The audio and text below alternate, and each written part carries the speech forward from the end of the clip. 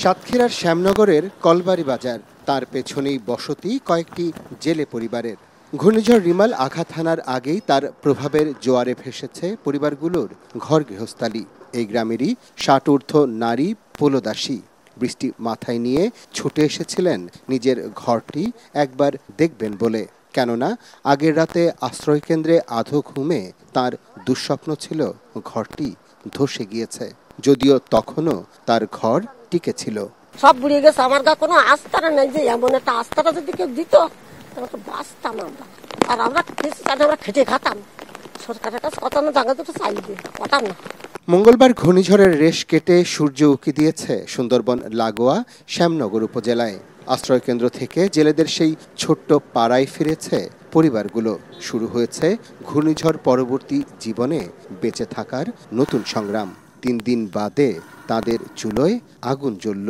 ঝড়ের পরে যখন আসছি তখন দেখি যে কিছু কিছু এর ভিতরে যা টুকটাক মালামাল ছিল সেগুলো তো ভেসে ভেসে গেছে। এসে দেখি ঘরের ভিতরে জল উঠে গেছে, তাই ঘরের খুলে এসে কাপড় বিছিয়ে দিয়ে তাই সবাই একসাথে ছিলাম।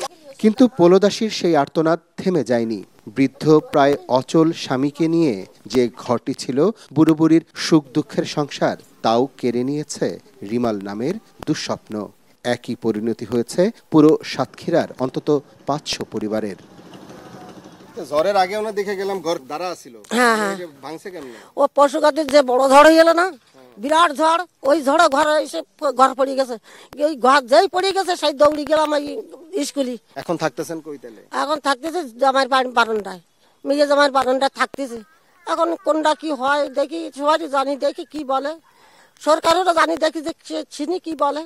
তিনি যদি বলে যে চুপ করে থাকো, তোমার কাছে দেওয়া নেই, তাহলে আমি। এই পোলোদাসীদের স্বপ্নগুলো পূরণ হয় না, কিন্তু একটি দুঃস্বপ্ন বাদ যায় না, বাস্তবায়িত হয়। এর জন্য তারা আজীবন নিজের ভাগ্যকেই দায়ী করে এসেছেন। আসলেই কি তাই? সত্যিই কি তাদের ভাগ্য দায়ী? Arafat Siddiqui, ATN news, Shyamnagar, Satkhira.